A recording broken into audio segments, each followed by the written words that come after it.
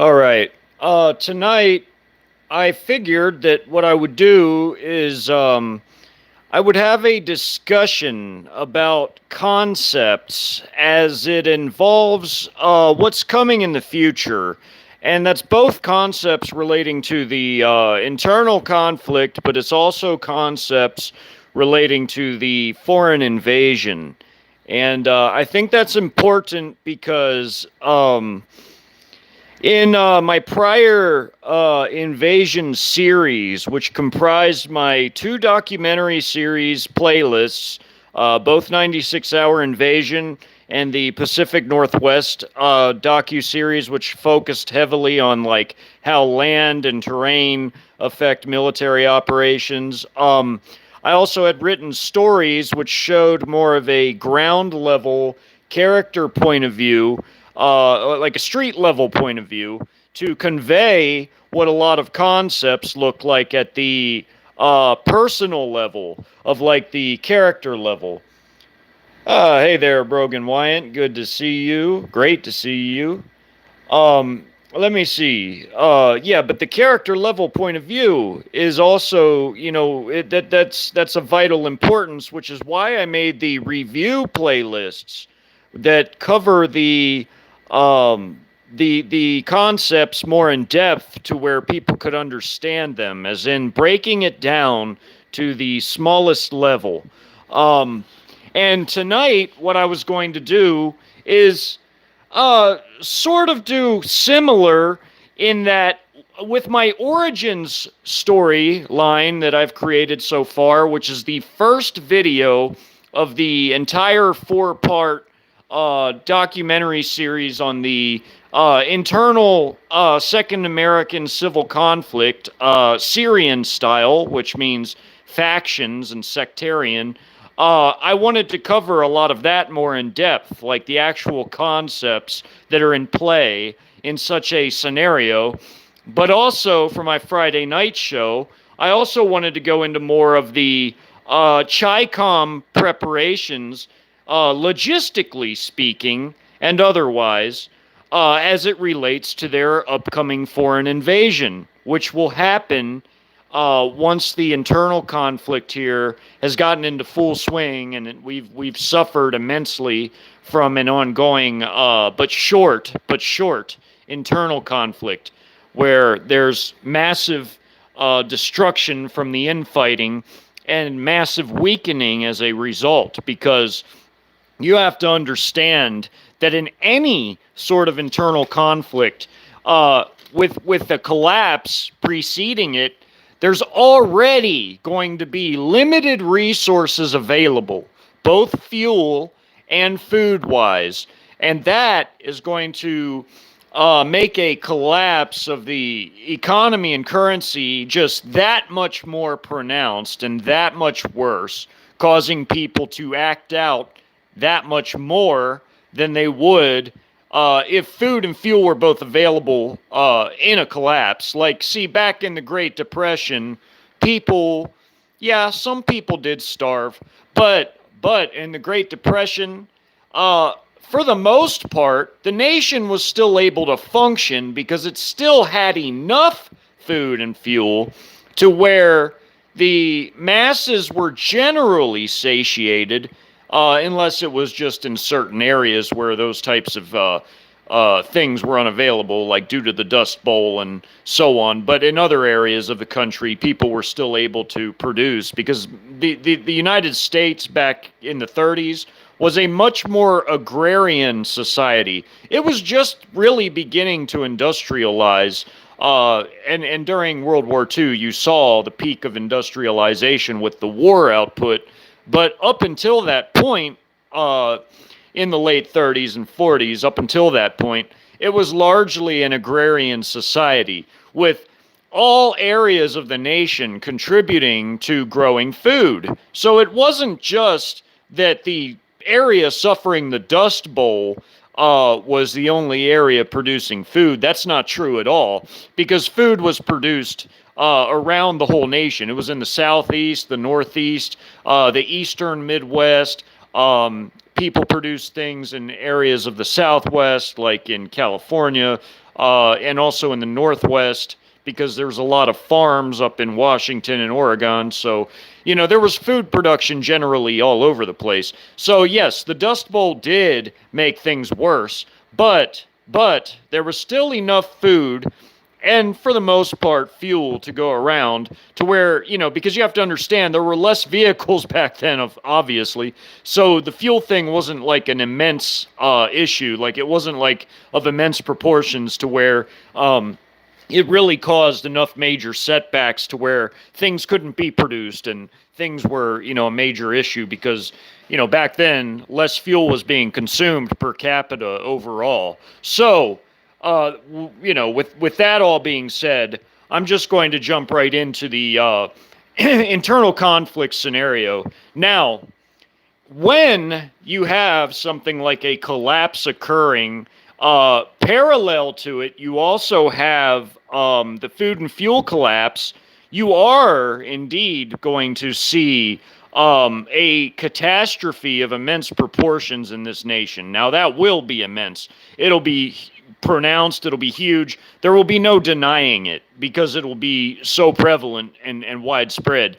So it's going to affect every single solitary person.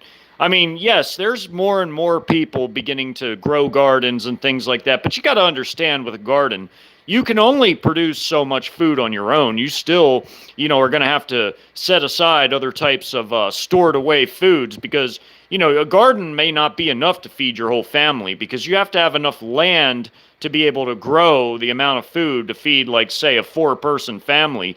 You would need, like, roughly a whole acre of wheat planted. And then that's not even talking about other things like green vegetables and things like that. So, yeah. Oh, hey, Mandy. Hey, Carly. Hey, Brogan. But yeah, you would definitely have that type of issue. You would need, a pretty fair amount of land just to subsistence farm. By subsistence farming, I mean farming just to survive for a family of 4. So, you have to understand in a collapse, when the food is gone and people that were used to going grocery shopping for their food, who didn't grow food, who didn't put food away, they're going to be acting out. They're going to be acting out. They're going to be rioting. They're going to be destroying things, burning and looting things, and more. It's going to cause civil unrest of epic proportions. It'll be on the level that the civil unrest in Syria was, but per capita, it'll be much, much, much bigger because America is a much, much, much bigger land. It's huge. It's huge. It's a vast territory, and even for the regime to be able to hold it down would need a lot more than the forces that they have, and they would need a lot more professional forces than what they have now. You see, back when I was in the Army, which was the branch of the military I served in, the active duty Army, look, we didn't have that big of a military. Okay, you have to understand that even at the height of the Iraq and Afghan wars, and I only went to Iraq, I never got to go to Afghan, but even at the height of those conflicts, you have to understand that occupying Iraq and Afghanistan simultaneously was such a drain on resources. It was such a drain on manpower. And both of those places combined is the equivalent of trying to occupy California and Texas at about the same time.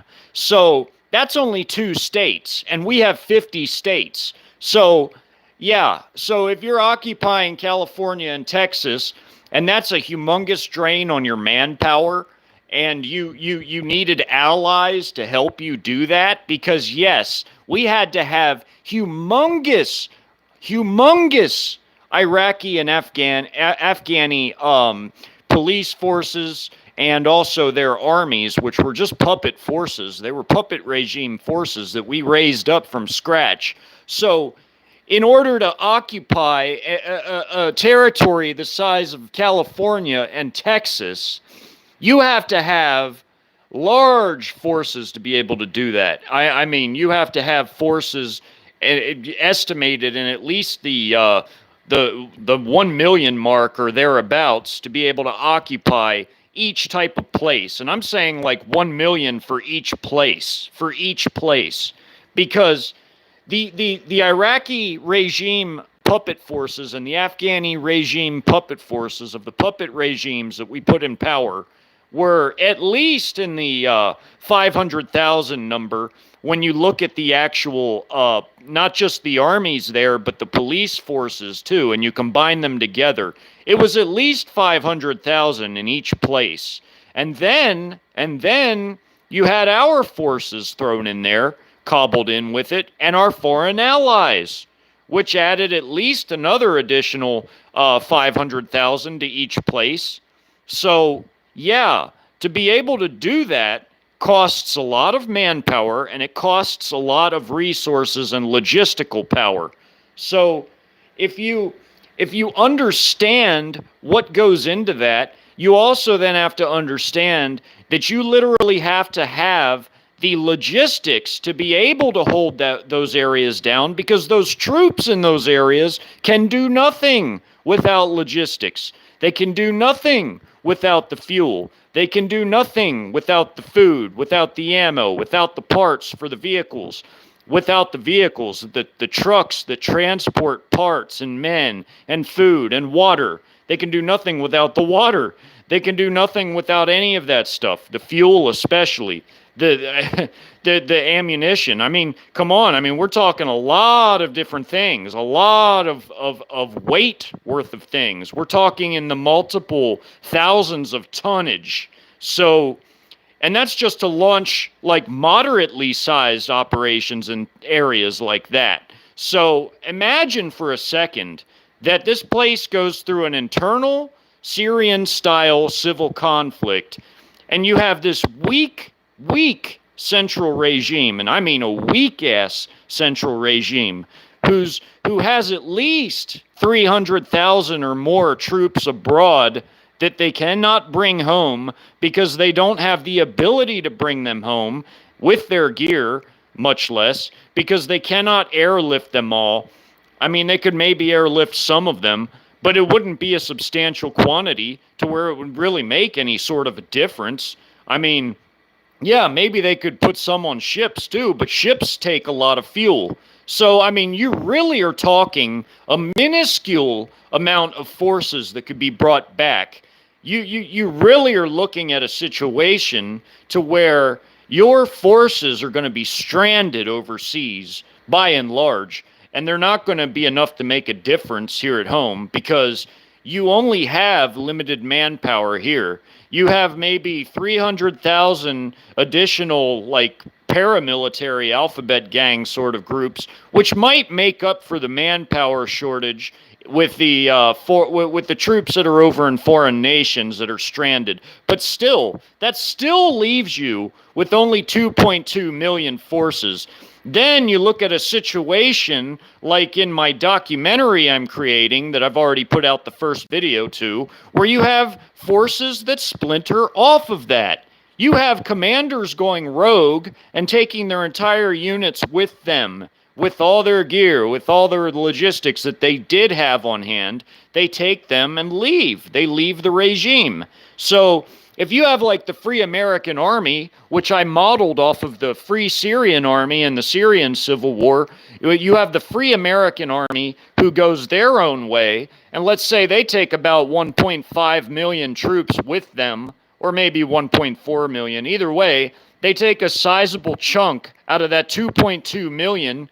Then your forces are virtually split, well, really into thirds. You got 2/3 of them leaving, and you got maybe a third staying along with the paramilitary forces. So then what do you have to do? If you're the regime, what you have to do then is you have to get foreign volunteers out of these foreigners from third world nations that were brought into our country, and you have to try to get them to try to fight for you, but they're so undisciplined and untrained and not ready to fight at all that you're going to have these different foreign volunteer units basically just being mowed down in any sort of a conflict.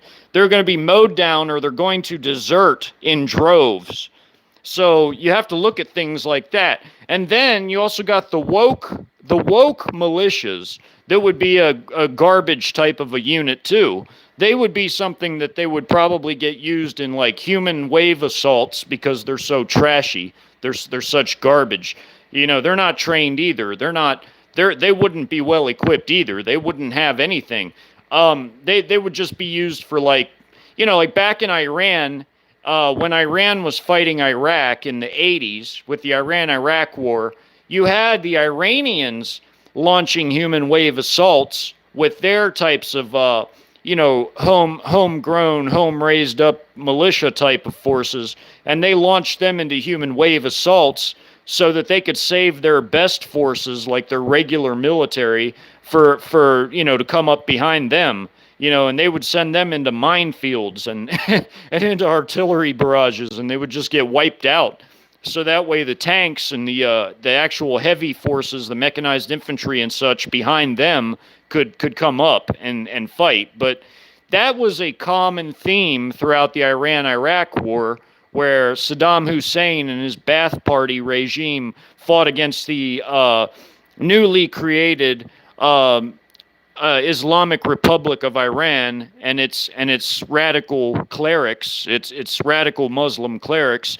Well, they had a war which was basically between a secular humanist regime, which was the Ba'ath Party of Iraq, and against the religious nuts and kooks of the Iranian Islamic Republic. So that was another type of instance of a conflict between radical secular humanism and radical theocratic beliefs. So I sort of modeled what happened at the beginning of the internal conflict with the National Salvation Revolutionary Front faction, which is the radical secular humanist faction, and also against, they're ultra-nationalists, basically. And I put them up against the Mormon state at the very beginning. So it was like a radical secular humanist faction up against a radical theocratic faction of the Mormon state. And they duked it out in Wyoming, and they basically fought each other to like a standstill.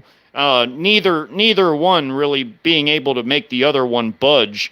So they ended up coming to a truce, similar to like the Iran-Iraq war with Saddam and the Iranians. So the similar thing happened in the internal conflict that I modeled that series of initial encounters between the two most radical factions on the map, besides the regime and the La Raza narco state.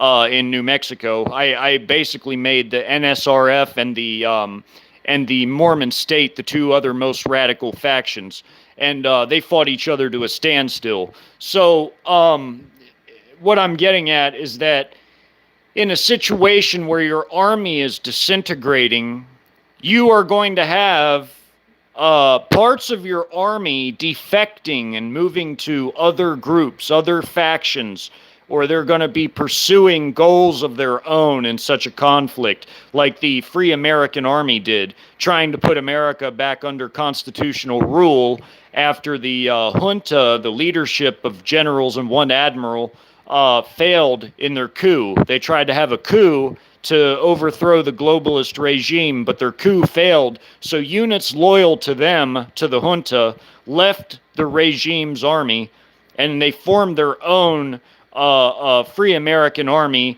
and they were basically the backbone of the Free American Army in the scenario.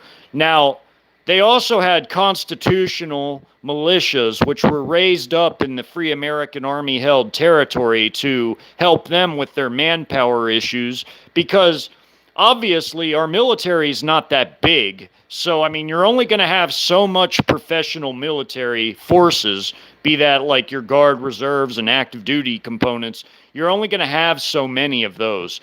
and the rest of it obviously has to be units that are like raised up out of the population. So what they did in a lot of these areas they held is they raised up constitutional militias out of the population because, again, being that the Free American Army wanted to put America back under the Constitution as their faction's stated goal, their stated objective, they had, of course, constitutional militias where they had people with their own private firearms coming and volunteering to help them do that. But that wasn't a theme everywhere because there were other factions with other goals, like the Army of the Southwest, for instance. They wanted to have they were a pretty tame faction overall. They weren't really like brutal or anything. They just wanted to have a free and independent Arizona and Nevada that had basically it was to become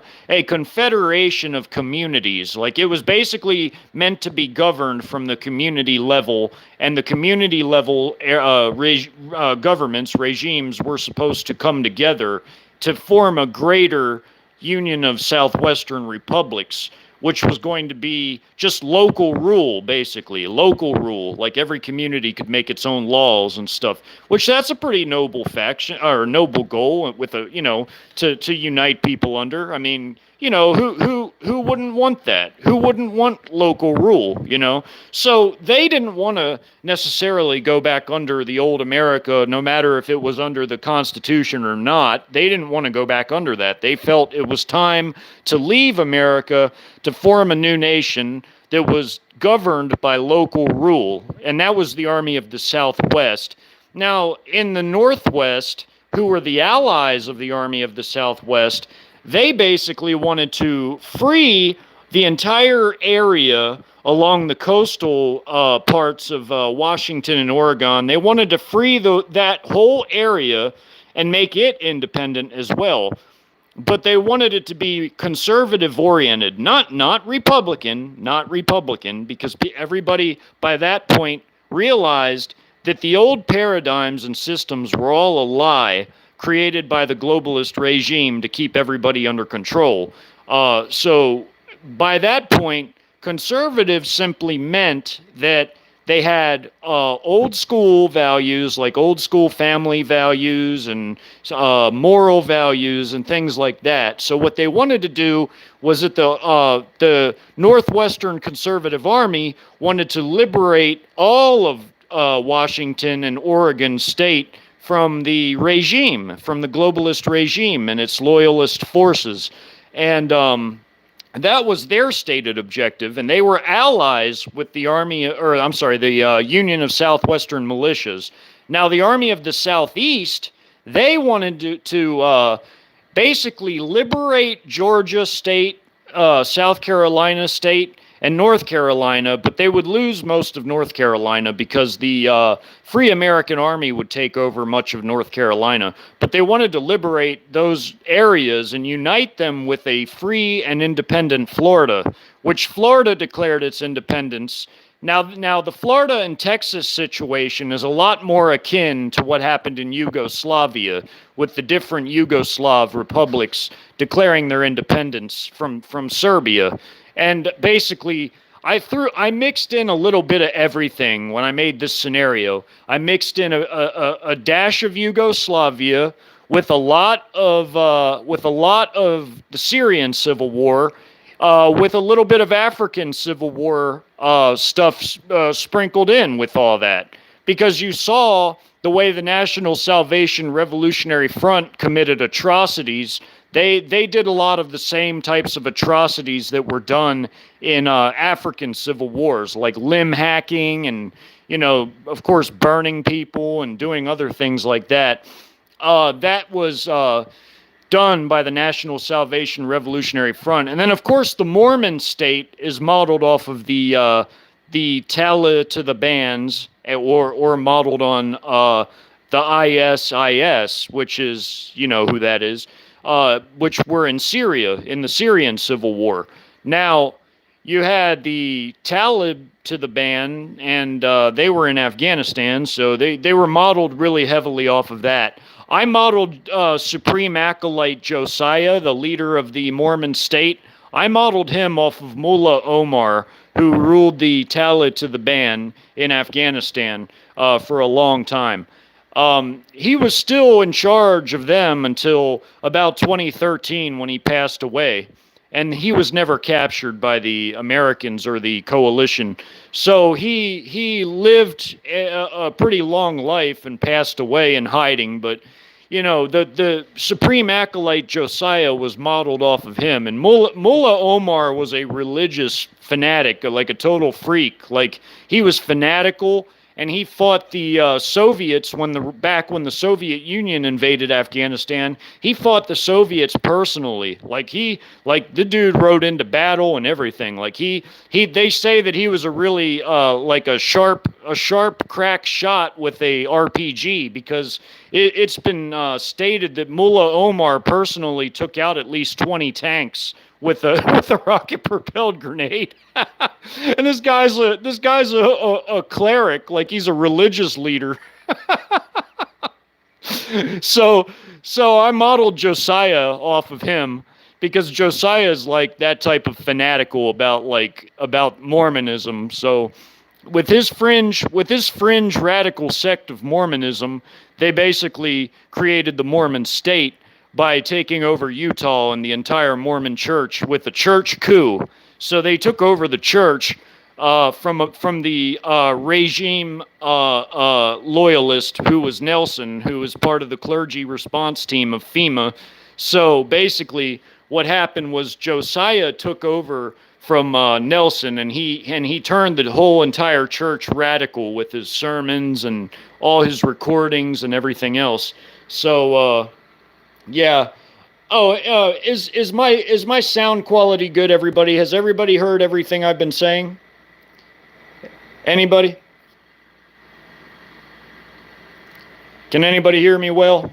I just want to make sure they're not messing with my sound. Okay, good. Thank you, MB. But anyways, yeah, so basically all of that has to do with the internal conflict in these various factions. And the Maine militia, who was the faction in southern Maine, the state of Maine, was trying to keep the regime forces out of Maine, essentially. So all in all, that is the entire internal Syrian-style conflict with all the factions and everything else. I forgot La Raza in Texas, but La Raza is, of course, the criminal gangs and thugs and cartels and such in a union, and like a sort of confederated union with each other. And the state of Texas is, of course, the state of Texas, and they're pretty big. They're a big faction with a lot of forces, because they have a pretty sizable National Guard, as well as, the reserves and such, and what active duty forces ended up joining them too, as well as the large population of the state allowed them to have a lot of manpower to draw forces from. So yeah, that's those two factions, but that's the entire conflict. So the concepts that I wanted to discuss was, when all the rioting begins over the food, the fuel, and the economic collapse, you already had a lot of the moral decay of our society. You had societal decay that resulted from moral decay.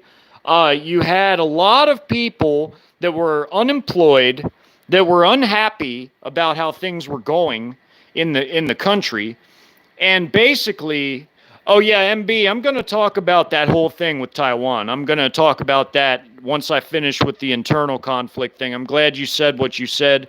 I'm going to mention that in a little bit, but I'll get to that once I finish this discussion on the concepts of the internal stuff, because a lot of what's going on with that has to do with the invasion that's going to come here. But anyways, the internal stuff, you had societal rot, in other words, just a general complete rot and decay of everything: the economy, society, finance, morals.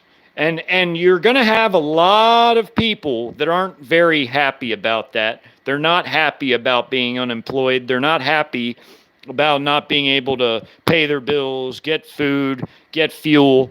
And all of that is basically the undercurrent, the underbelly of what basically propels the entire nation into a state of unrest, which leads into all these various factions coming out of the woodwork. Now, you have to understand the United States is a vast, big, huge country. It is big. In land size, it is number 4. And in population size, it's number 3. It is a huge country, all right? So there's almost 340 million people here, being that it's the third most populated nation on Earth. And what I was saying at the very beginning about how the regime really had a hard time trying to occupy Iraq and Afghanistan at the same time, which is ultimately the equivalent of occupying California and Texas at the same time in terms of the land mass of both nations and the population of both nations combined. It's the equivalent of trying to occupy California and Texas at about the same time. And we had a very hard time with that. It was a complete, utter drain on manpower, on resources, and everything that our military had at its disposal. If we'd have had some sort of thing happen to where another front would have opened up that we'd have had to cover, we wouldn't be able to cover down on it because we were so overextended with Iraq and Afghanistan. There would have been literally no way with the forces we had available at the time that we could have covered down on a third theater of war because we were that overextended. We had to depend a lot on the domestic puppet regime forces that we raised up in both countries. We also had to depend a lot on an immense quantity of resources. It was a vast quantity of resources, and it stretched us to the limit, to the breaking point. And that's just the equivalent of Texas and California. So if there was an internal conflict and you only have those 2.2 million forces, because remember, the 300,000 paramilitary is covering down on maybe the 300,000 that are overseas and stranded there of our military forces. So when you have 2.2 million that you depend on, your forces, especially with no fuel, no food, your forces ain't going to be able to do shit. Your forces are not going to be able to hold down a nation of the vast size and scope that is America. Only China can do that. Only China has the manpower to occupy a nation as vast as ours single-handedly, simultaneously. So, yeah, Russia could do it too with their level of technology, but the problem with Russia is that they need more manpower.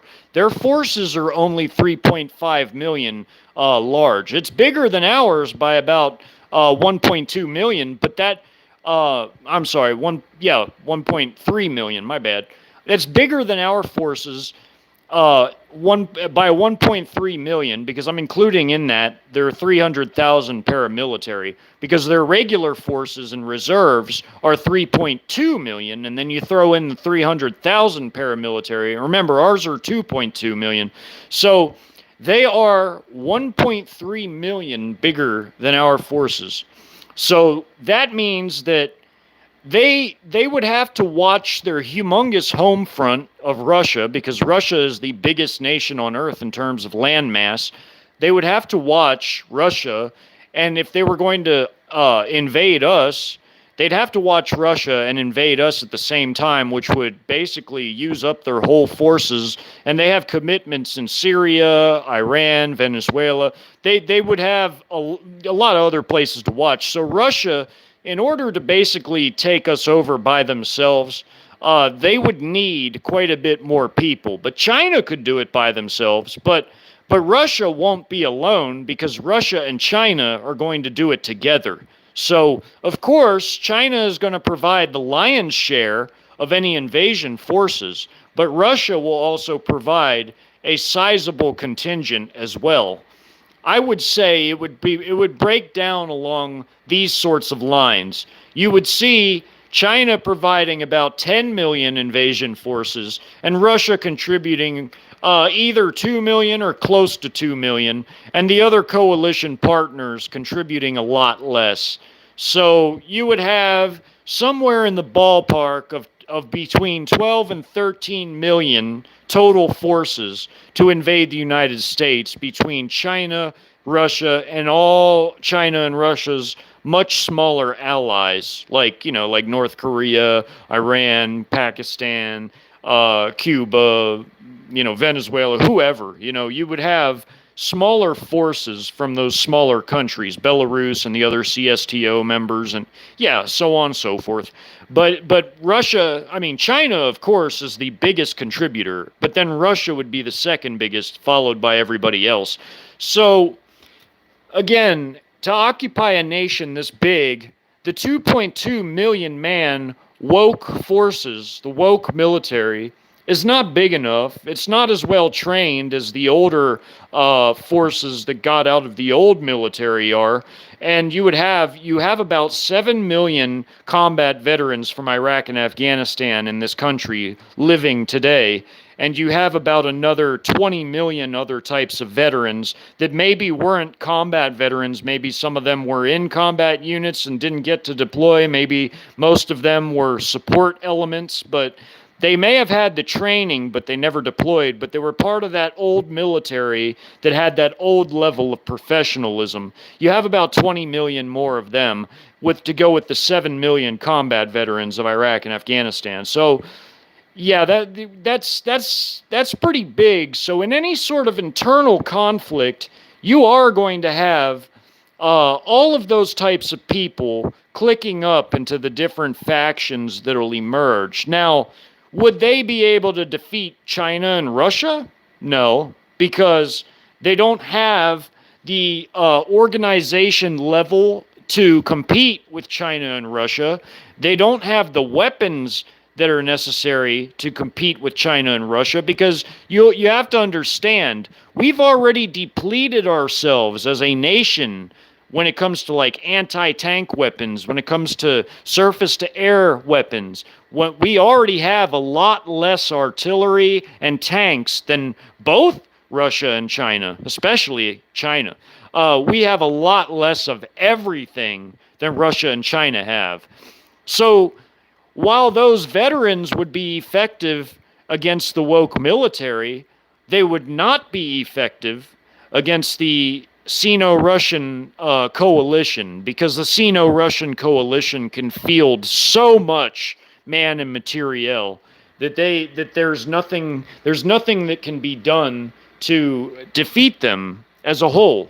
So when I go over the concepts of how logistics figure into everything, because logistics are everything in the internal conflict and in the invasion. I did an entire series of review videos in my community tab review playlist that goes with the community tab stories. I did a whole series of logistical videos that covered logistics in both an urban and non-urban environment. And I covered how the road mobile logistics systems matter, and I cover how air mobile logistics systems matter. Now, when we're talking about in the civil conflict, logistics will be very, very, very, very difficult to maintain and be able to deliver, because we do not produce the type of the quantity of fuel that we once did, and we don't even produce as much as our nation uses on a daily basis. Well, I mean, really, right now, we're really only at like 50% of what our nation produces on a daily basis uses on a daily basis that we actually produce now. So that is why we are so dependent on foreign imports of oil, as well as the strategic reserves, which have also been sold to other nations. So No, the U.S. can't help Israel because the U.S. is going to be destroyed. The U.S. is gone. I mean, we can't help Israel really, even if we wanted to, because of how depleted we are at this point. I mean, like, and I'm talking about in terms of like a major thing. I saw your question, Carly. Yeah, it's a good question, but when the Antichrist comes, he's coming because he's going to flatter the 10 kings to get them to give their power to him to form the one world government, which will be an Eastern centric one world order, like I've explained in past live streams. And for new people, I highly suggest you go through all my previous live streams where I explain that the Eastern and Western elites are two different syndicates, two different sets with two different objectives that are very diametrically opposed to one another. And it's an established fact that they have diametrically opposed ideologies. There's no way to dispute it.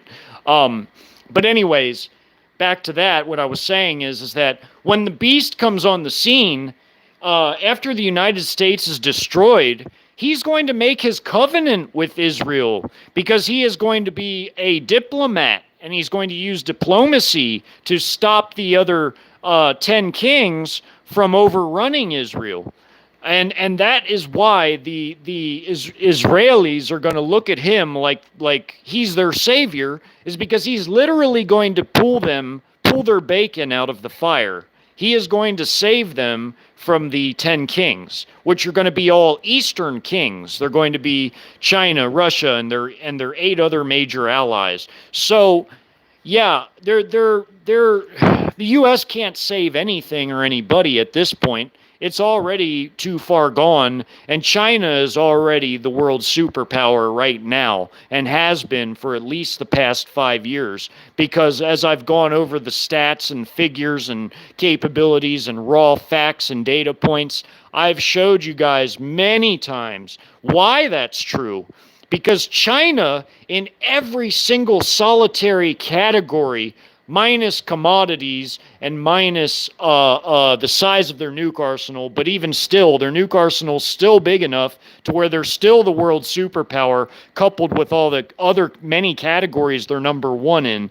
When it comes to the size of China's industries, their economy, their war industries, the size of their conventional military forces, the amount of munitions that they produce and have in stock, the amount of just the sheer raw size, the vast, gargantuan, gigantic, ginormous size of their forces, and in the air, at sea, and on land, that makes them the world superpower, coupled with their technology, coupled with their economy, their gold holdings, their Belt and Road scheme, where they've been allowed to basically, well, not been allowed, but they've allowed themselves to basically dominate much of the third world through their lucrative Belt and Road scheme, where they subjugate many, many third world nations through loans and also infrastructure projects, which then China turns around and takes control of these nations' political leadership when they can't pay things back, because then they're then beholden to China. And China has troops in so many nations because they have the size to do that, and they also have them either in stealth mode, where they're hard to see, where they're not out in the open, where they're there as like guest workers and other things, but they're really military units, or they're there legally on legal bases, like in Iran, like in Canada, like in Djibouti, like in South Africa. There's many places where there's Chi-Com troops now that are out in the open, but they're also there in stealth, like they are inside the United States as Trojan horse shock armies. But no, we can't help Israel. We're about to be done. We're about to be finished. Babylon is going down for the count. And that's what the whole internal Syrian-style conflict is all about. It's all about the very beginnings of our end, because our end is going to be a series of things. It's going to be a collapse, then followed very closely by an internal conflict, which I feel is going to look a lot like Syria, mixed with the aspects of Yugoslavia, mixed with aspects of African civil wars, all rolled together into one. And you're going to have that. Then that's really going to even more weaken us to where China and Russia could virtually just smash us and pulverize us without a single loss. I mean, yeah, they might lose a couple vehicles or they might lose like a very, very, very minuscule amount of troops, but it's not going to be anything that even matters. It's not even going to be like a drop in the bucket.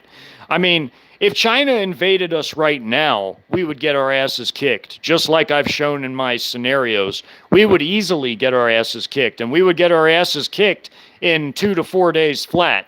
2 to 4 days flat.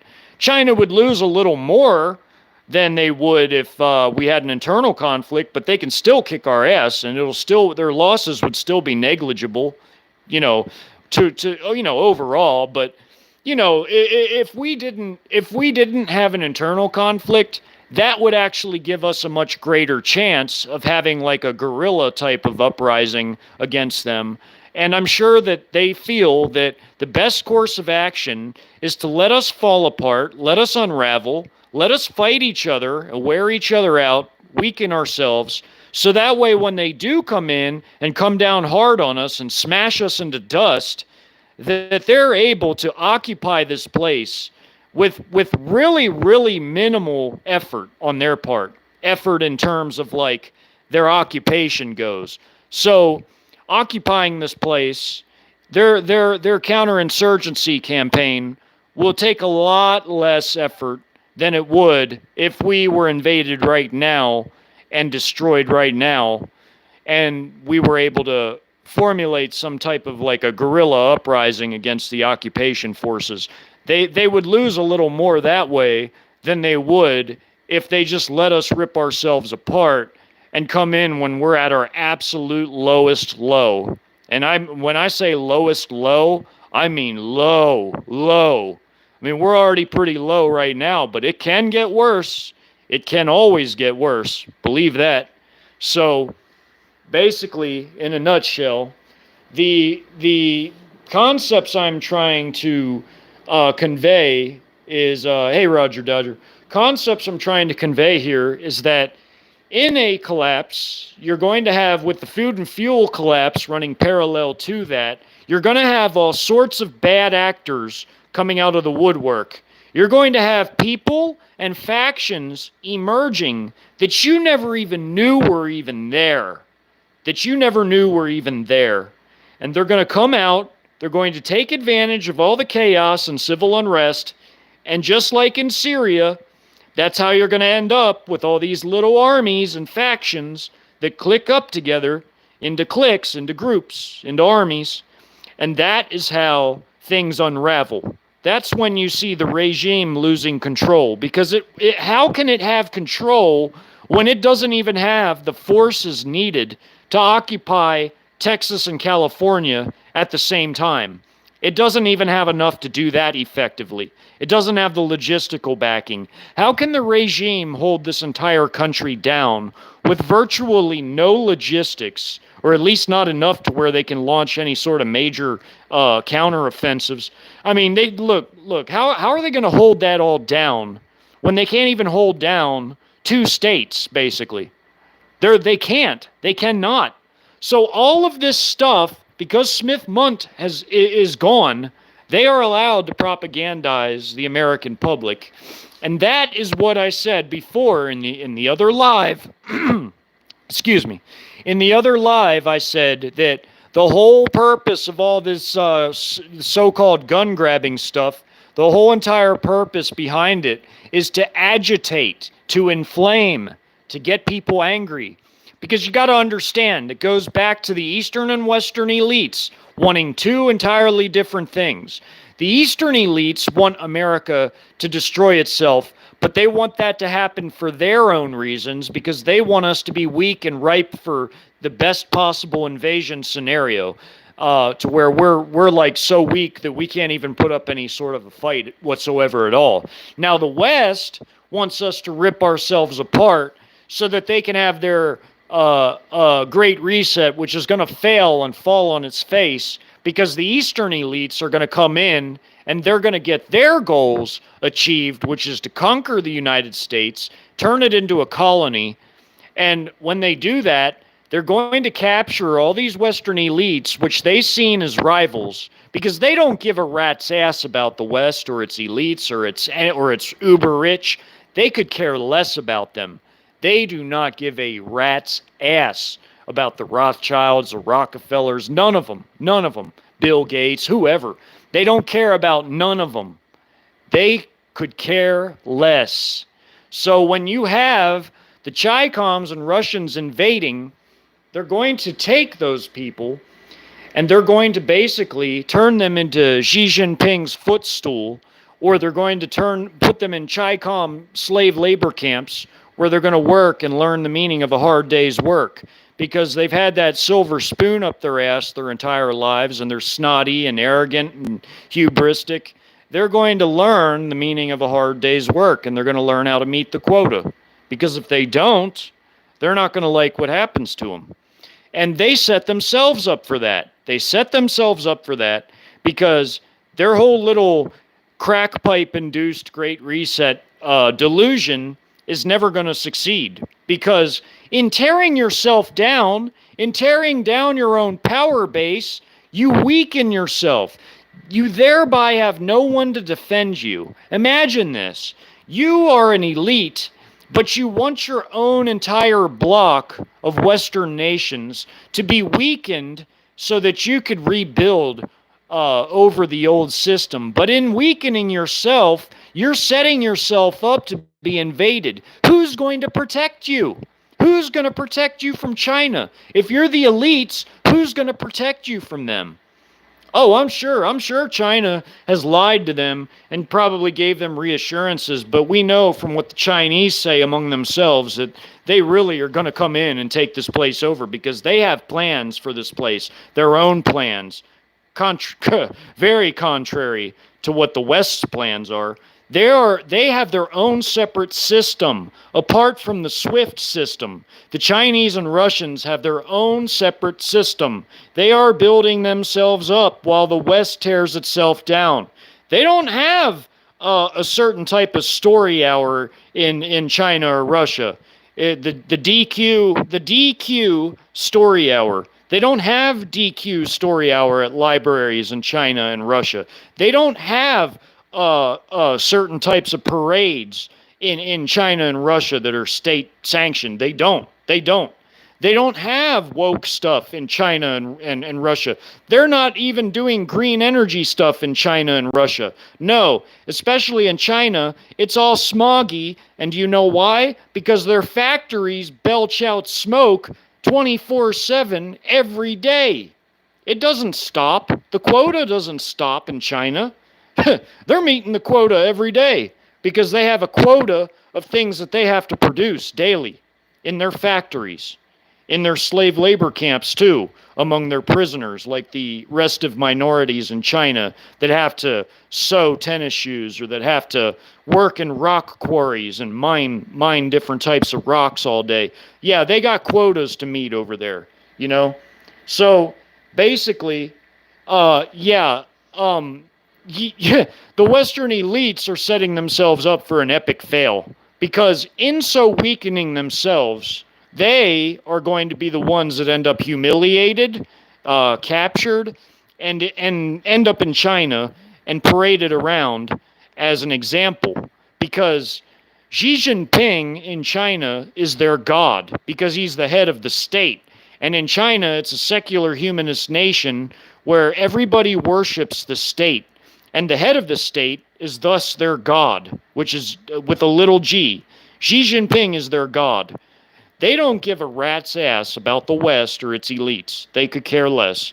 So, so with the internal conflict, they're wanting us to agitate us with their propaganda about their gun grabbing and all this stuff. They're wanting to agitate us with the violations of the First Amendment. They're trying to agitate. They know damn well that their military forces are not of a sufficient size. They don't have sufficient resources, and logistical capabilities anymore to do much of anything. To do much of anything. They already had a hard time occupying two countries at the same time, both Iraq and Afghanistan, which equals California and Texas in terms of land mass and population. So if they had a hard time with that during good times, how much harder will it be without logistical support? And that's just 2 states out of 50. That's only 2 out of 50. So come on now. I mean, how are they going to enforce these things? That's what I told you guys in my impromptu live stream and in my community post. How? How? Tell me how. Tell me how they're going to do that. Tell me how. Who's going to do it, and with what and how? So you mean to tell me that they're just going to speak it and it's going to be done? Do they have like a genie or something that grants them wishes? I mean, really, are they going to wish for like the big enough force to be able to do it with that's professional enough after they wokeified it and castrated it and neutered it? Are they going to wish for a force that can get all these things done now? Are they going to wish for the logistics? Are they going to wish for enough people to do it? And I mean, do they have like a genie that grants them wishes? I mean, how are they going to do it? How are they going to do it? Do they just pull the logistics out of their ass? I mean, how are they going to do it? Because guess what? Armies don't move without fuel. Vehicles don't run without fuel, without lubricants, POL products, which are oils and lubricants and such. They don't run without spare parts. They don't. Armies march on their stomachs. They don't run either without food and water. They can't fight without enough ammo, and they've really depleted themselves by sending a lot of ammo overseas. So there's only so much that they can do. Like in my scenario, how I showed you that what they could do is all that they can do is they can try to crack down on like a couple cities that they're able to control, and they're going to hope against hope that makes some sort of like an example that scares everybody else, but it's not. And I'll tell you why it's not. Because this nation is huge. There are so many kinds of people in this country.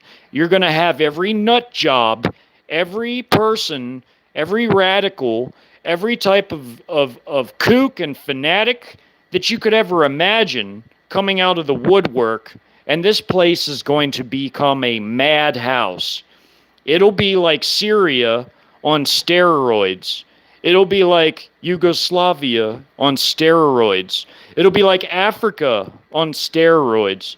It'll be like all the worst aspects of every worst internal conflict around the entire world on steroids. This place is going to rip itself apart. And nobody will be able to stop it once it happens, because the regime sure can't stop it. They don't have enough people. They don't even have enough professional people, not just the number of people. Their people aren't professional enough to stop it.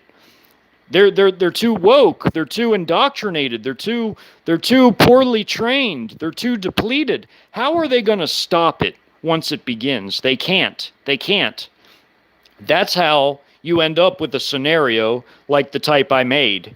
And that's how you end up with situations where logistics dictate the outcomes. Like when I created the first initial battles in the scenario with with like Florida and with Texas, besieging Fort Hood, and Florida trying to besiege and capture the logistics at the Marine base at Blount Island in Jacksonville.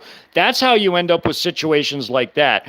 And notice that there's not very much air power usage so far. Even at the beginning of the documentary, there's not very much air power being used. Do you know why? It's because planes take a lot of maintenance. They need professional pilots. They need the actual weaponry. They need they need a lot to function. They need the fuel to function. And guess what? If you're lacking any of those components or all of the above, most of your Air Force is going to be grounded. It's going to stay on the ground, and it's not going to be able to do much of anything, if at all. It'll be rarely used in such a scenario. you are going to see very limited use of air power in such an internal scenario. Like the regime only ended up using four A-10 Warthog ground attack planes to go after the Mormon state militants after the Mormon state really started getting crazy and doing crazy things like their suicide vehicles and stuff. They tried to target a couple Mormon state training camps like for militants, and they really weren't even able to do a whole lot of much of anything with the four aircraft they sent. And three of them got swatted down, and two of the pilots got beheaded, and the video was circulated on overseas Mormon state accounts to try to use that for like propaganda and recruitment overseas with Mormon communities that lived in Brazil or Mexico or Philippines or whatever other nations, European countries too. They tried to use that as like propaganda, similar to how the IS did similar things to get people to come to Syria to help them. So I'm using a lot of parallels from real life when I'm making these factions and the way that they do things. Don't ever think that stuff like this couldn't happen because we're in America. No, no, no, no, no, no, no. In fact, I would confidently say that this place could become worse than the worst Middle Eastern nation or the worst African nation. This will probably become the most dangerous country on earth in any sort of internal conflict because you're going to have all the free radicals. You're going to have all the nut jobs and kooks and cult people and everything else running amok, clicking up together into factions. You're going to have all that. That stuff is real. That's as real as it gets. So, anyways, I've articulated the role of logistics so far in my first origins video of my internal civil conflict scenario. You can see how it's diligently factored in to all the things that happen. If you listen to that story and you hear it talking about fuel and munitions and other things and how much they have and how it affects things, that is the logistical aspect being figured in. And there are so many details that I want to go into. I want to take it down to such a micro level, break it all down, that I want people to see how things work from the very smallest levels all the way to the very, how it affects things all the way to the very top. So I think so far, for just the initial video, for the initial origins video, I think I've been able to convey a lot. I think I've gotten a lot of it out there in that story. Not nearly all of it, but I've gotten a lot of it out because that story went on a lot longer than even I thought it would be. I thought it would be like a 1.5 hour story, but I ended up reading something that was like 2.5 hours. So that was a very long, very detailed story on the internal conflict. And that's only the origins. That's only the very beginnings of it with each faction and how they emerged and how they came up and who led them and what they wanted, what their goals were and why, and how the logistics affected things even at the very beginning. So that was very detailed. But now I'm going to go more into the foreign invasion aspect of things, because I said I would, and that's part of this video.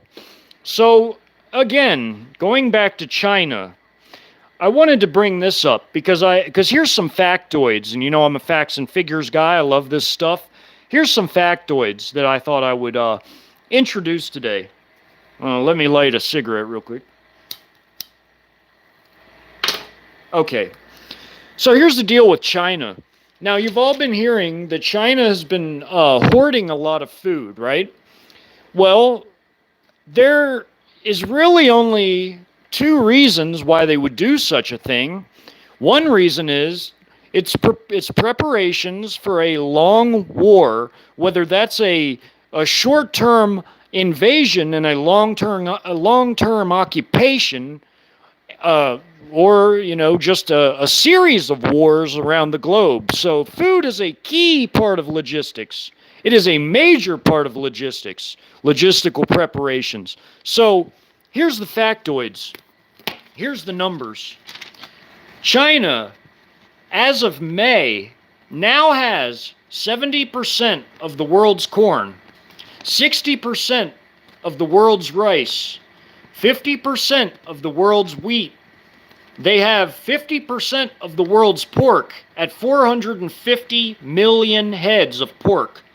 They have 50,000 egg-laying hens who lay billions of eggs per day between them all. They have 5.6 million metric tons of beef, which is the fourth biggest beef producing country on earth. And they import an additional 800,000 tons. So that's huge. That's ginormous. It's humongous. That is a humongous stockpile of food, and there's no denying it. So how long would that last in a war? Well, realistically, think about all the MREs you could make out of just those meats and vegetables alone and wheat products. You could make massive amounts of MREs, and not just MREs, but that's a lot of hot meals you can cook for your troops too. If you're cooking them in like a field kitchen or in a DFAC at a FOB, you know, when they occupy this place. That's an immense quantity of food. So when they have their forward operating bases here, like in my invasion stories, where I mentioned their FOBs and how they have DFACs and the we to the GERs infiltrated the FOB and went into the DFAC to watch CCTV and, you know, sort of spy on how things were on the FOB. Well, in their DFACs and their dining facilities on their FOBs, that is a lot of hot meals that they can make for a humongous amount of troops. A humongous amount of troops for tens of millions of troops. So China does have literally tens of millions because they nearly have 30 million. So it is plural, tens of millions. Between their paramilitary, their reserves, and their active duty forces, they do have tens of millions just to themselves. That's not even counting their allies. So again, here's the thing with the fuel situation. Let me get that sheet. Now, I did a video that was dedicated to fuel before, but China already let me see here. China already produces 4,905,071 million barrels a day of oil, which makes them the fourth biggest oil producing country on earth. But their consumption rate is insane. Their consumption rate is they're the second biggest oil consumer on earth. They consume 12,791,553 million barrels. That leaves them with their oil production. That leaves them at a deficit of 7,886,482 barrels. Now, their imports cover all the rest of that. The imports cover their deficit. But here's the thing. They have just begun, as of this year, to import twice as much oil from Russia. Twice as much oil as they produced or as they imported from Russia. They were getting just 800,000 barrels from Russia. And now that's increased an additional 800,000. So they're basically making off with all this oil from Venezuela that they're now getting, from Saudi Arabia, from the other Gulf states, from themselves, from basically everybody they import from, Nigeria, all of the OPEC nations, and now Russia, who they're getting even more oil from. They have nearly now 1 million extra barrels a day as a surplus. So, look, we already knew that the Ch1nese were already stockpiling for an invasion in the United States with their Trojan shock armies and their accompanying logistics and materiel and vehicles and munitions and such. We already knew that. And we already knew that their logistics had to be immense. They had to be immense. So all the fuel that they've already accumulated in the past 20 years and put inside our country and around it for an invasion. Hold on, let me read like this. Okay, I'm sorry.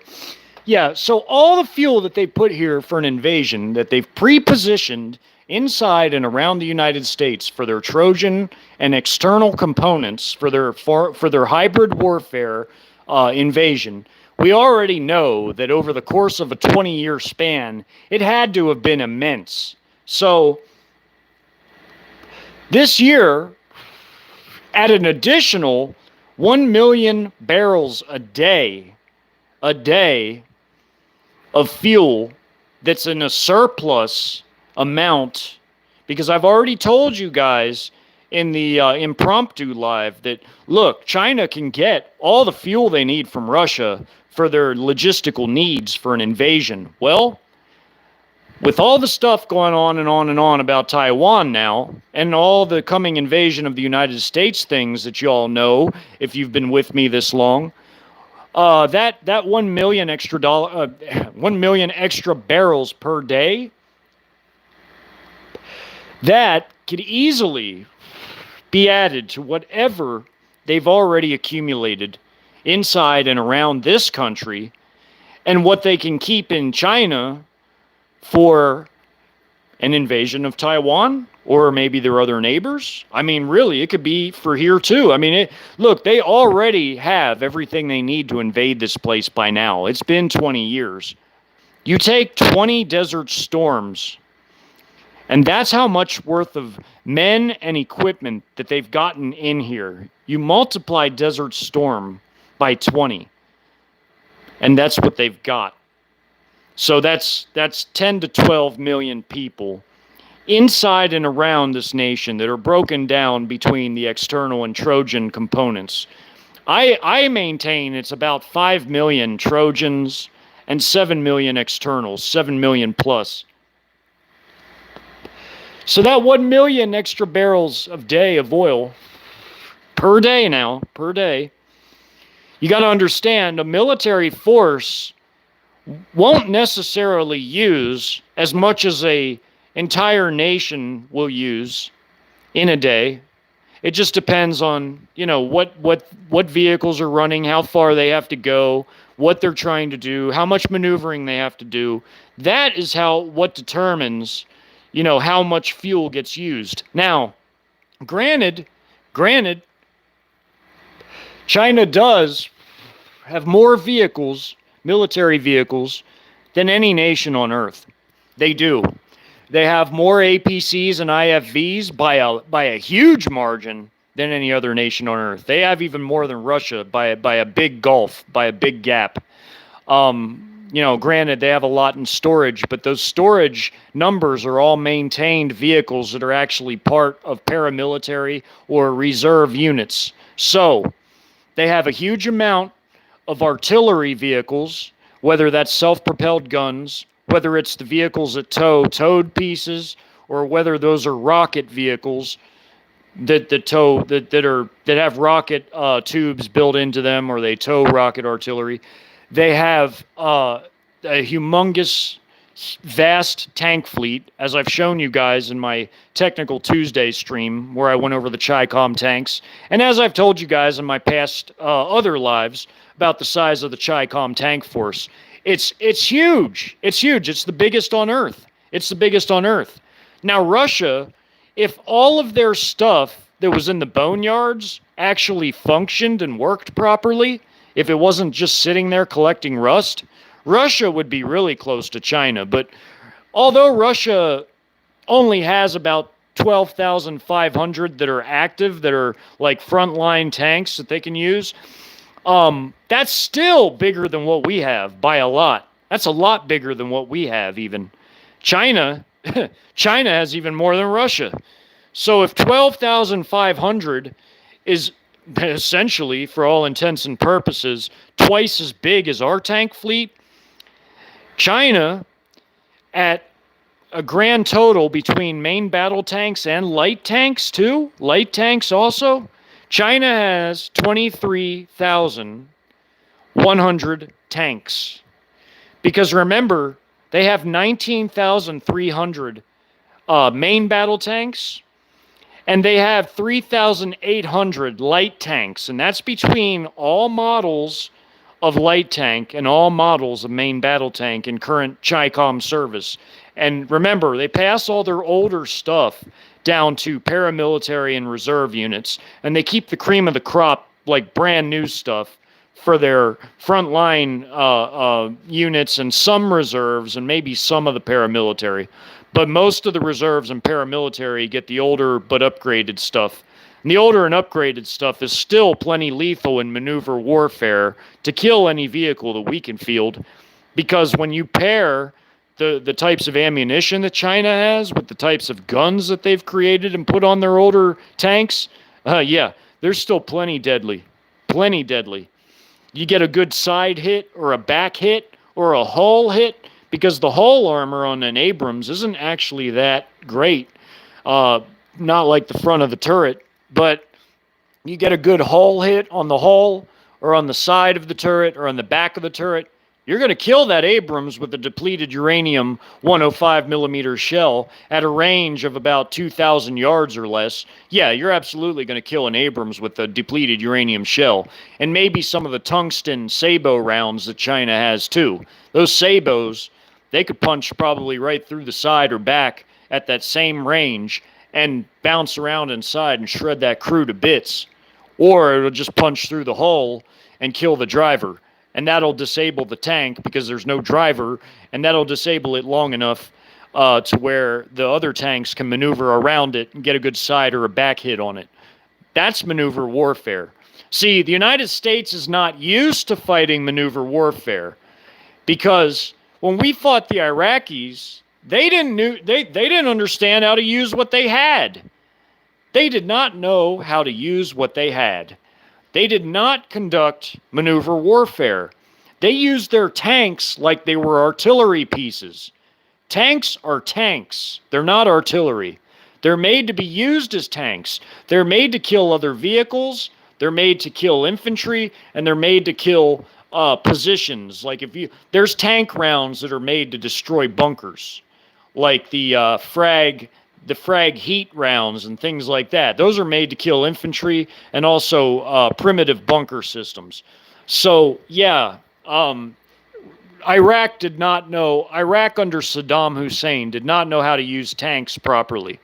They used some of them as decoys because some of them weren't maintained well enough with parts and with weaponry to where they could be effective in combat, so they just used them as decoy tanks to draw fire from from our tanks, while their other tanks were able to try to isolate where our fire was coming from to return fire. But again, because they didn't use their tanks as maneuver weapons, they were found quickly and destroyed quickly because they weren't moving. They're supposed to shoot and move. They're not supposed to stay in one spot for all that long. Tanks really aren't supposed to stay still much at all. But anyways, back to the topic at hand. You have China getting all the fuel they need from Russia, in addition to what they themselves produce and what they already import from OPEC. So Russia's not technically an OPEC nation. It's OPEC. Yeah, tongue twister. It's OPEC plus one. The plus one is Russia. So what they already import from OPEC to make up for their national consumption deficit, to make up for the deficit, they now get an additional 1 million barrels a day from Russia, and that is enough. In addition to whatever they've already stockpiled over the last 20 years for the invasion of the United States, that is enough to fuel their huge military machine with all its vehicles, because it won't take very many days of stockpiling 1 million barrels a day for them to have everything they need for a very big maneuver war where their ships, their tanks, and I'm talking about their vessels that aren't nuclear powered, of course, but where their ships, their tanks, their planes have all the fuel they need to conduct operations nonstop all the time. Now we know China's industry; they have the biggest industry in the world, in the whole world. They have the most number of armaments factories now, and I would say at least in the last 5 years that's been the case. Up until that point, from the late '90s till about the late 20 teens, they have been some factory building fools. Now, they already were an industrialized nation to begin with, but they grew and they grew and they grew into this industrial behemoth that now produces 1 billion tons of steel annually. Annually. That's over 11 times what we produce annually. Over that. It's like 11 point something times. It's huge. It's huge. Our steel production is more comparable to like Russia's. But even Russia, being a nation with a little less than half of our population, for them to produce roughly about the same amount of steel that we do a year, that's quite a feat. That's quite a feat. That is quite a feat to achieve. So when you combine Russia and Chinese steel production, China's is already over 11 times more than we make. And then Russia being close to what we make, you add that to what China makes, those two combined produce 12 times more steel a year than we do. China has humongous amounts of vast complexes. And by vast complexes, I mean armaments production complexes. Just Norinco alone has 300 major armaments plants. Major. And when I say major, I mean like the size of like the Lima, Ohio tank plant. Our only tank plant. Our only tank producing and, upgrading factory that we have. Because they do actually do refurbs at that Lima plant where they refurbish old tanks. But it's also where they produce tanks from scratch. Now, Norinco has 300 plants that size or bigger, major industrial complexes. Then you have China South Industries Group. They have about another 200 major industrial plants. Then you've got the Aviation Industry of China, Aviation Industry Corporation of China, which is really just their government aviation corporation. But they produce many of the drones and aircraft that China fields. There's also the State Aviation Research Institute that does R&D to produce newer types of aircraft, which then gets sent over to the Aviation Industry Corp for production. But China's newest stuff is produced at the CASIC plant. It's called CASIC, C-A-S-I-C, and that's their State Aviation Research Institutes. And they also have their shipbuilding group, which is CSIC, which produces all their naval ships. Now, the CSIC has top jurisdiction over all of China's 1,200 shipyards. That means that at any time, those shipyards, according to the civil-military fusion policy of China, can be retooled at a moment's notice to start producing military ships. So what does that mean as it relates to us? Well, it means China can crank out vastly more ships than we can. They already can crank out vastly more tanks, vastly more APCs and IFVs, and a whole swathe of ammunition beyond what we can produce, that we could ever hope to produce, and rifles and mortars and missiles and everything you can imagine. China can outproduce us to kingdom come. And in the last 5 years, that's been the case. In the last 5 years, Chinese production has surpassed even what the Soviet Union could produce in terms of like numbers of everything. They have surpassed what the Soviet Union could have ever produced in terms of military production. They've far surpassed it. That's because of all the factories that they've built under those four big names of their industries groups that I've just mentioned. They have enough plants to outproduce basically the entire world combined. And I'm talking about outproducing the whole world in terms of like military vehicles and military munitions and aircraft and ships and everything else. They can outproduce the whole world combined with the number of factories and steel that they produce annually. Easily. They could all they would really have to do to really outdo the whole world is if they stopped making consumer goods and literally focused entirely on using those resources for only military, exclusively military production. You could put the whole world together and China would drastically outproduce them. If you put the whole world together, it might about equal what China can produce right now, but it would take literally the entire rest of the world. And I'm even including Russia in that figure. If you put Russia and the Western nations combined and all the other nations of the world like South Korea, Japan, if you put everybody together and then you put China next to them, right now it's literally about equal. And I'm including Chinese allies in that number of the entire rest of the world. It's about equal. China has that many factories and that produces that much steel to where it makes it equal. Because remember, China produces more steel than the next 20 nations combined.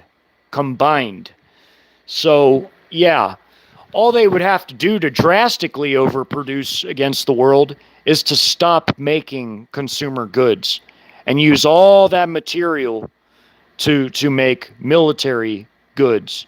But even without doing that, their production rate is still the number one in the world in terms of military production. It's still number one in the world. So they still produce more than any other nation on the earth could ever hope to. Nobody can hold a candle to China. There's no nation on this earth, no single nation that can hold a candle to Chinese production. None. Zero. And the level of technology China has, man, they've gotten the crown jewels of the West long ago, and they've used it to build their own indigenous capabilities, their own technological capabilities, and they have surpassed the West in virtually every key area of technology that I can even think of. It's China. They're like nobody would stand a chance against China. Nobody. And we buy a lot of Chinese electronic components because they're cheaper than Taiwanese components or other nations' electronic components. Germany is another nation that produces a lot of electronic components because they make a lot of transformers for like the power grids and things like that too. But we buy a lot of Chinese stuff for our military because Chinese stuff is the cheapest. Remember, it's always the lowest bidder sort of a thing with our military. So China naturally has back doors into everything. So in a war with China, they can shut all of our stuff off that has those, like our high-end stuff, like our aircraft and things like that. They can shut it all off. They have back doors into all that stuff. Some of the ground vehicles and missiles, too. They could just shut it all off. But I'm sure they're just going to let us kill each other because they don't want any sort of resistance, which is why there's going to be an internal conflict, because they're letting the West continue to shoot itself in the foot economically, financially, militarily, before they intervene when they're ready to intervene. And if they're going to move on Taiwan, I strongly suspect that if they were to do that, they wouldn't do it as a limited incursion like Russia did. They would do it all in one fell swoop. They would do it so fast that we wouldn't even have any sort of a real opportunity to do any sort of a response, because remember, with the timetable, we still have to have an internal conflict before China invades us. So I don't see us getting into a direct war with China over Taiwan. I see China rapidly subduing Taiwan to where we can't even send them any type of like help, even if that were even possible. Because I don't think not a single one of our ships has the balls to go within 1,500 nautical miles of the Chinese coast or the South China Sea islands where China has the man-made islands.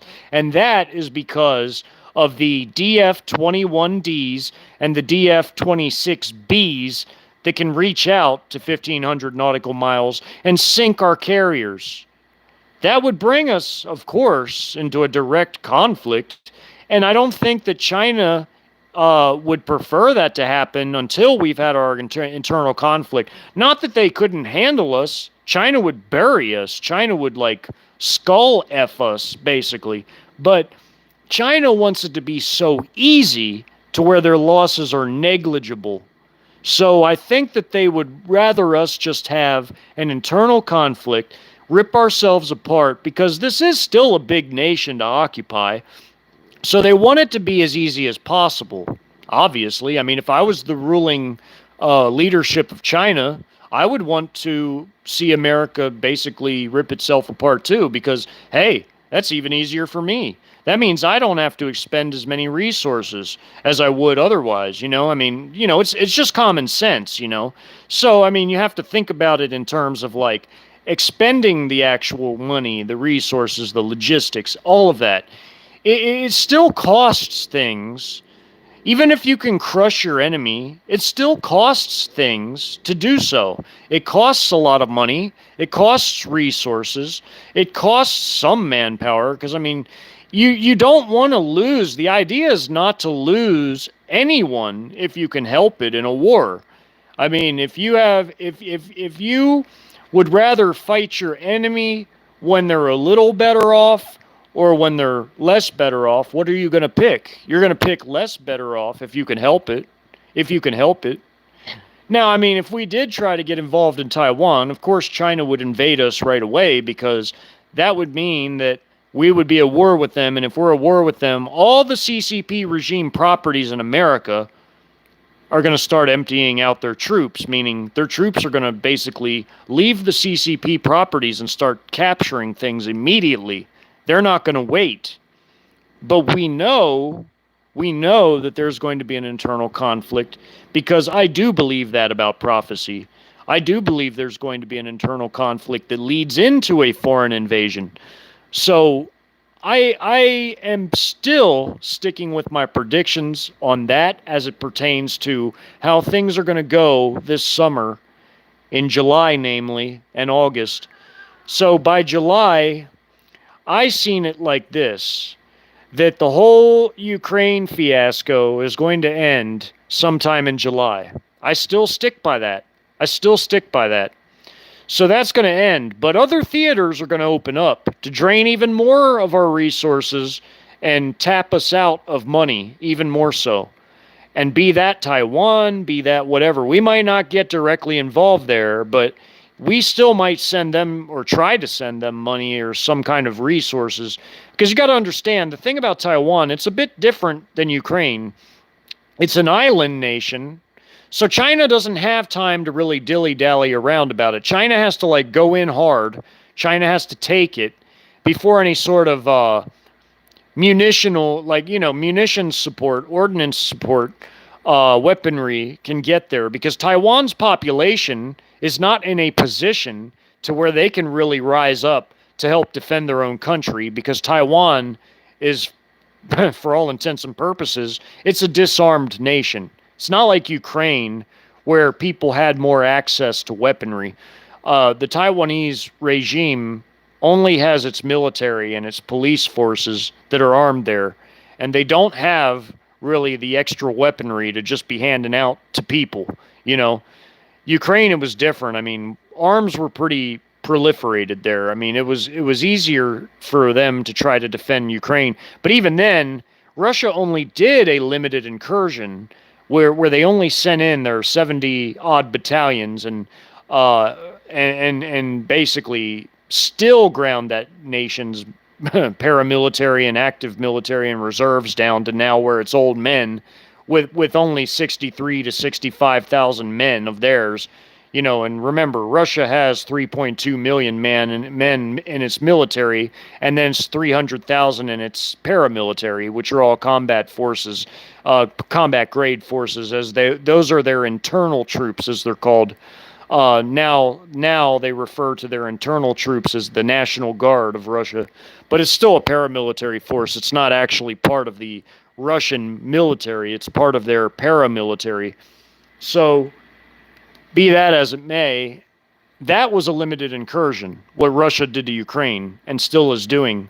Um, Russia sent in very limited forces, very, very small forces, very small, because they have a huge territory to cover of Russia with their own forces. They have to watch the whole Arctic, the whole front line with NATO, with the Baltic states, with Finland, with Poland, because they have that little enclave there, and also Belarus, because they put forces inside Belarus.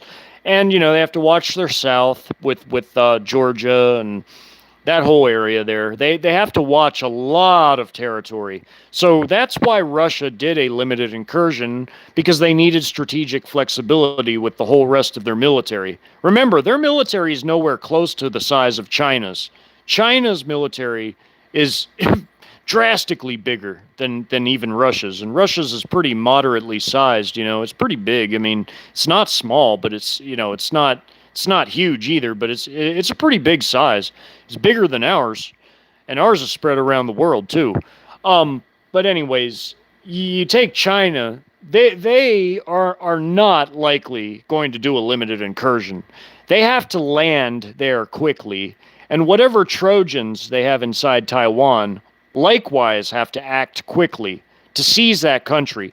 I think because it'll be more of a full-scale invasion, I think everybody's about to see hybrid warfare in its fullest, not in a limited incursion like the Russians did to Ukraine, because they did use some hybrid warfare tactics.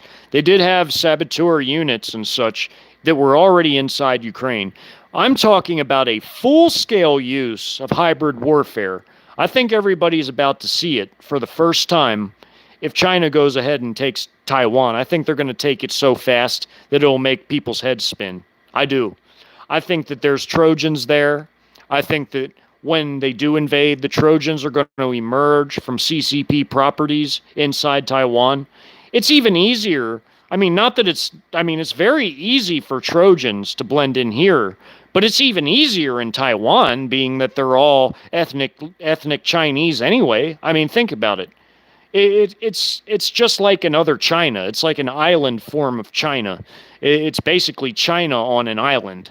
So, you have ethnic Chinese, and then you have whatever Chi-Com Trojan forces are on CCP regime properties inside Taiwan, just like they're inside America and Australia and New Zealand and other nations where they have the ability to purchase properties and blend in.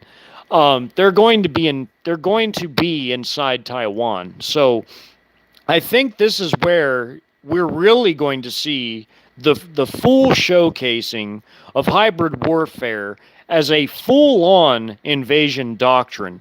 I think that the Trojan units that are inside Taiwan will emerge, and they're going to help in the capturing of Taiwan. I think they're going to start by going after Taiwanese army installations and Air Force installations, just like they would here or anywhere else that they have Trojans. They're also going to capture a lot of key strategic parts of big cities, while their heavy-handed external forces beach, land, and paradrop in. And that is how Taiwan could fall in like 1 to 2 days, maybe less. I don't know. It could be less because it's a smaller area. It's only got 25 million people on it. It's not that big of a population. It really isn't. I mean, it's not that big of a country. It's not that big of a land to take over. I don't think it'll be anything like what we saw in Ukraine. I think this is going to be fast and furious. I really do. I mean, I would really honestly be surprised if it was a limited incursion, considering that you have to cross the Taiwan Strait. And if you're dilly dallying and you're not crossing in any sort of a strength, then you're setting yourself up to have a really hard time, because then you give your defender the ability to mobilize whatever forces they have available and begin to hold the coasts, so that it makes it even harder to land troops, because then your enemy holds down the entire coast. I mean, you think about it. I mean, it's not, they have to do this quick. They have to do this quick. And Taiwan has some options that are a bit unconventional too. Like Taiwan potentially, I'm not saying it would succeed, but they potentially could launch missiles at the Three Gorges Dam, which would cause immense damage to China. I really, I don't know if that would succeed, because China has some very, very, very powerful air defenses, including air defenses that can take out ballistic missiles, as well as satellites, like their anti-satellite weapon FK-2000 system. And also the HQ-9B is a very potent air defense system, very similar to the Russian S-400. It's a bit different, though. It doesn't have the range as the S-400. The S-400 has a little bit more range, about 100 more miles than the HQ-9B has, but they both are about as accurate. They have very similar target acquisitioning abilities and radars and so on and so forth, but their range of the actual missiles themselves is a bit different. The S-400 gets a little bit more distance, but the FK-2000 and the S-500 of Russia, the FK-2000 of China, those are anti-satellite and anti-ballistic missile and anti-stealth bomber systems. Those things have an immense distance, an immense range to where they can target things. I mean, it's very long range and it's very high altitude. Yeah, those things can swat down our satellites, and both can of Russia and China. So I don't know if Taiwan would succeed in actually getting any missiles through to where they could hit the Three Gorges, but I think China would really, really have to have this all very well planned out, and it would have to be a lightning strike. And that's why I think that this would be the showcasing of hybrid war doctrines at their best. China is going to go after those types of sites and installations first thing. Like, they're not going to wait. They're not going to dilly-dally. They're not going to take their time. This has to be really fast, unless they just want it to fail or not go well, because, I mean, it might not fail if they did a limited incursion, because China's forces are so huge and so technologically advanced. Eventually, they would just overwhelm Taiwan. But, I mean, if they waited and they didn't, and they did a limited incursion, they would really open themselves up to things that they wouldn't really want. I mean, I just don't see them doing that. It just makes no rational, logical sense for them to do a limited incursion. Their forces are so immensely huge, gargantuan, that they have beyond what they need to subdue a nation like Taiwan. Man, they could crush Taiwan. They could roll that place up in like a day. If they really want to, they can. Easily. So I just don't see them waiting. I don't see them playing games, I mean, really, if Russia wanted to, they could have rolled up Ukraine in a few days. I mean, they only did a limited incursion, again, because they need strategic flexibility due to the size of their forces and the size of their territory of Russia that they have to hold down, and also the forces they have in Syria and other places too. So Russia has a lot of territory to cover, which is why they did the limited incursion. Now, China, their forces are immense. They don't have to worry about that type of stuff. China could lightning strike Taiwan. And if we get involved, they could take Taiwan and America at the same time, because they have the forces available and pre-positioned to do so.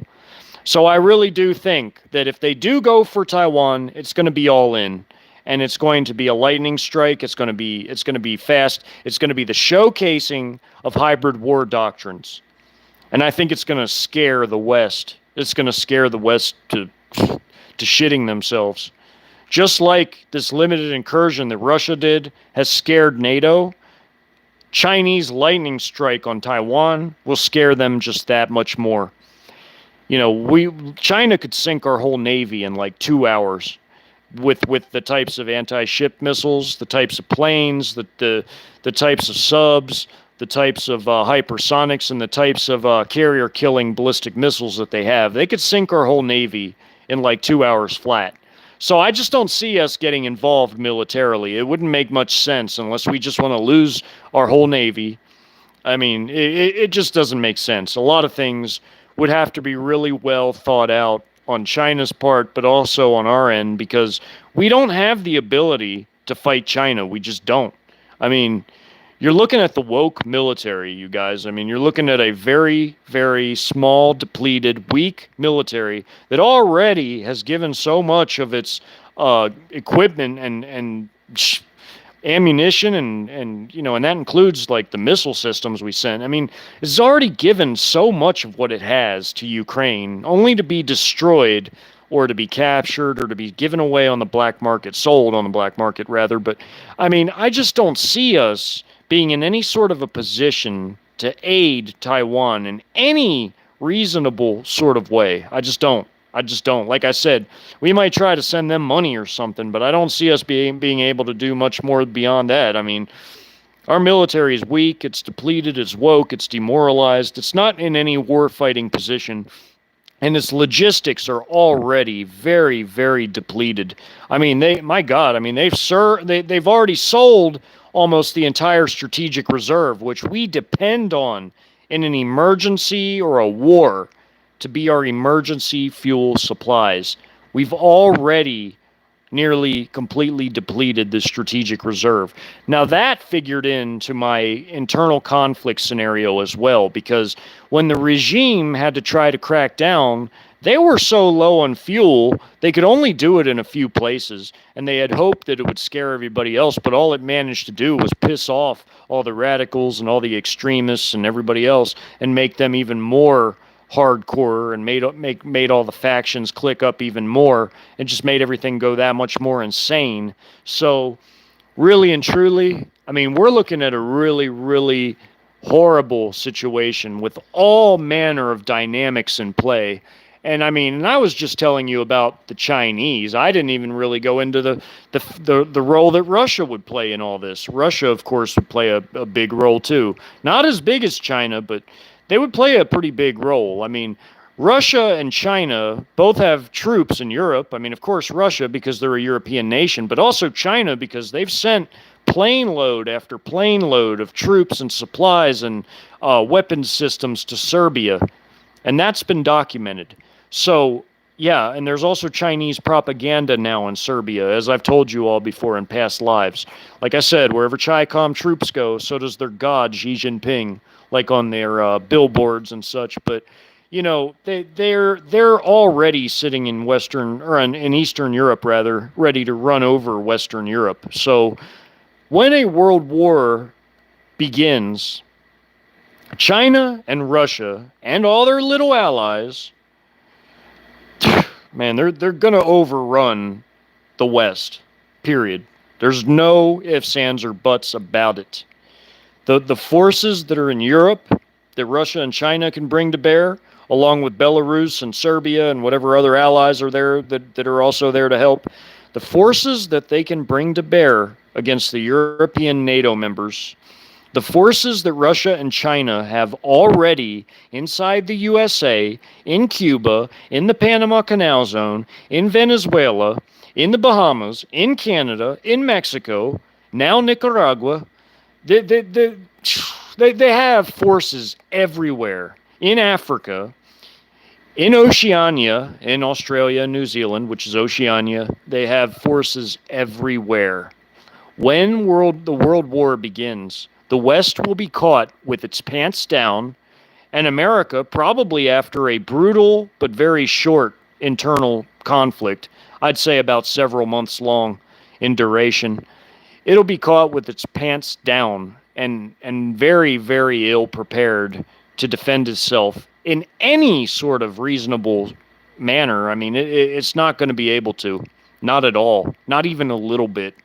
I mean, if we got invaded right now, we would at least a little bit be able to fight back, but we would still lose badly. But after an internal conflict, hell no. Hell no. There won't be nothing we can do to do anything. We won't even be able to resist even a little bit. You know, at least we could do that now somewhat, but we would still lose. But we wouldn't even be able to resist a little bit if we were to be invaded right. If we were to be invaded right after an internal conflict, there would be no option to resist. We would just be steamrolled. So again, I think I've covered everything for tonight in drastic, vast detail. This has gone on for a while, and my phone's about to die. So I want to thank you all for being with me tonight. And, you know, I love each and every one of you. And I'm glad that you all showed up. Let me just see who's in here before I get off. Yeah, I went over a lot of data points. I want to thank you all. Thanks, Lady M and MB, Carly, Watchman, and who else is in here? Daryl.